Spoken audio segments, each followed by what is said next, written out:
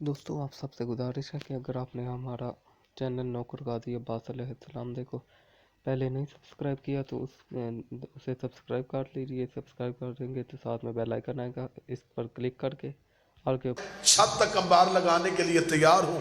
پہلی دلیل آپ کی سماعتوں کو ہدیہ کرتا ہوں. معصوم کا لباس سوائے معصوم کے کوئی نہیں پہنتا. حضرت عباس ابن عبد المطلب یہ نبی اور علی کے چچا ہیں.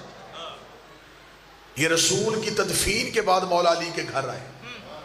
انہوں نے آ کے کہا اے علی, آپ کے گھر میں جو نبی کے تبرکات پڑے ہیں وہ آپ مجھے دیں, کیونکہ میں خاندان کا بزرگ ہوں. اور بزرگ کے ہوتے ہوئے, بیٹا یہ فون نیچے کر, بزرگ کے ہوتے ہوئے یہ آپ تبرکات اپنے گھر میں کیوں رکھے ہوئے ہیں؟ رسالت مآب کا امامہ, دستار, انگشتری, نالین یہ مجھے دے دیجئے. امیر المومنین نے فرمایا چچا عباس بیٹھیے, میں تبرکات لے کے آتا ہوں. علی حجرے میں گئے, تبرکات لے کے آئے. رسول کا امامہ اٹھا کے جناب عباس ابن عبد المطلب کے سر پہ رکھا, دستار نبی دوش پہ ڈالی, انگشتری ہاتھ میں دی. فرمایا چچا عباس اٹھیے.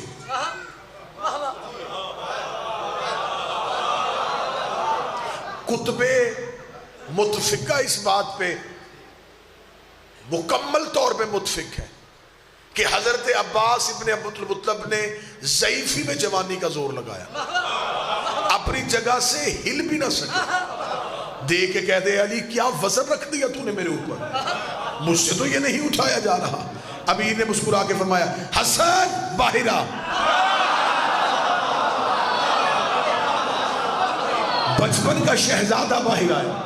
امیر المومنین نے وہی امامہ حسن کے سر پہ رکھا, وہی عبا حسن کو پہنائی, وہی دستار حسن کے دوش پہ دی, وہی انگشتری حسن کو پہنائی.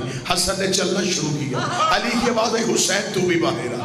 بچپن کا حسین باہر آیا, وہی امامہ حسین کے سر پہ رکھا, وہی عبا حسین کو پہنائی, وہی انگشتری حسین کو پہنائی. حسین نے چلنا شروع کیا.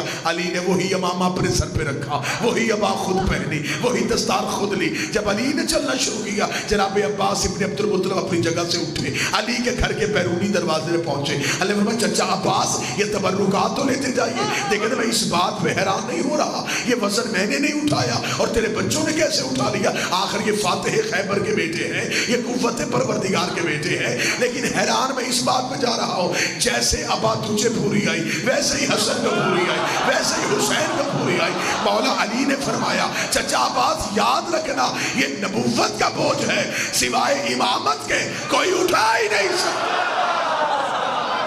بس ہو سکتا. معصوم کا لباس سوائے معصوم کے کوئی نہیں پہنے. اگر عباس معصوم نہ ہوتے تو صفین میں علی کا کرتا نہ پہنتا. صفین میں امیر المومنین کا کرتا پہنا. بعض بندے منبر پہ پڑھ دیتے ہیں زرہ پہنائی تھی علی نے. علی کے کسی بھی بیٹے نے کبھی میدان میں زرہ نہیں پہنا. زرہ وہ پہنتا ہے جسے سامنے والے کے وار کا ڈر ہو. ان کے سامنے کوئی ٹکتا تو کرتا.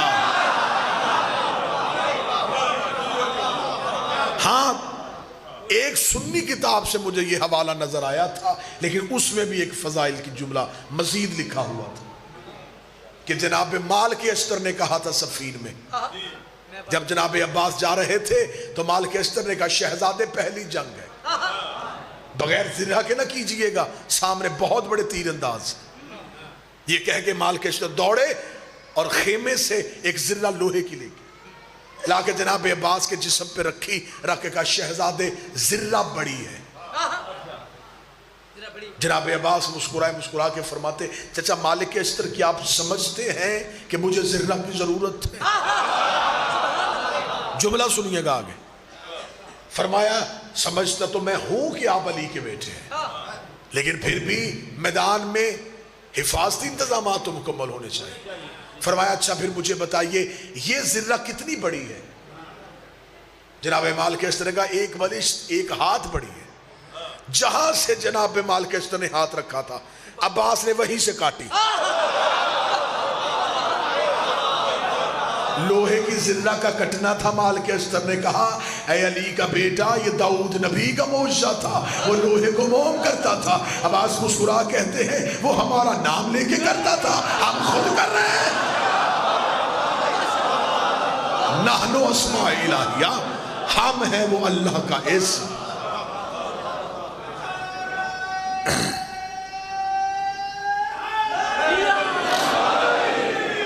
हजरत अब्बास की इस्मत की दूसरी दलील, मासूम को हुस्न हमेशा मासूम देता है,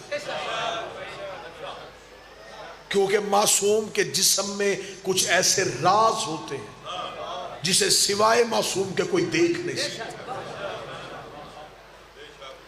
इसलिए रिसालत माप ने भी फरमाया था, अली मेरे गौसल में अगर कोई मेरा गुलाम शरीक होने लगे तो उसे ना होने देना, वरना अंधा होके निकलेगा।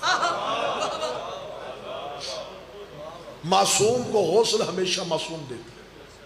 अब्बास मासूम ना होते तो हसन के गौसल में शरीक ना होते।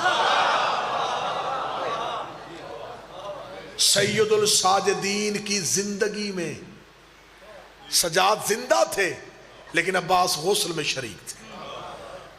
तीसरी दलील, जनाबे सैयदा ने अब्बास को बेटा कहा,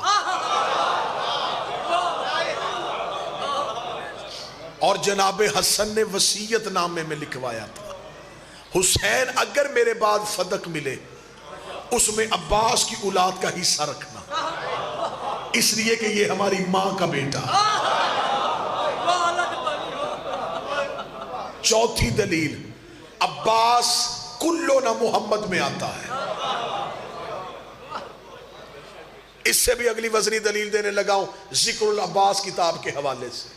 ये हदीस आपने बहुत दफा सुनी है। नबी ने कहा, अव्वल हो ना मोहम्मद, आखिर हो ना मोहम्मद, औसत हो ना मोहम्मद। अव्वल भी मोहम्मद, आखिर भी मोहम्मद, औसत भी मोहम्मद। नबी ने ये नहीं कहा पहला आखिरी, औसत का लफ्ज है, दरमियान वाला मोहम्मद।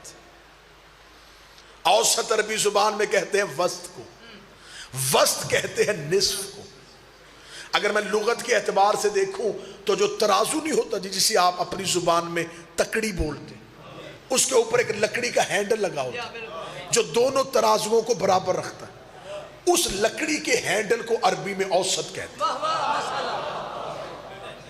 जो दो पलड़ों को बराबर रखे उसे औसत कहते हैं। नबी ने कहा मेरा औसत भी मोहम्मद है। अगर हम 12 में औसत ढूंढे, 6 इधर चले गए, 6 उधर चले गए, औसत नजर नहीं। मैं 14 में आऊं तो 7 इधर चले गए, 7 उधर चले गए, औसत फिर नजर नहीं आ रहा। जिक्रुल अब्बास अब्दुल रज़ाक अल मुकर्रम की किताब का हवाला जाफर सादिक से पूछा गया, मौला आले मोहम्मद का औसत कौन है? फरमाया हमारा अब्बास हमारा औसत है।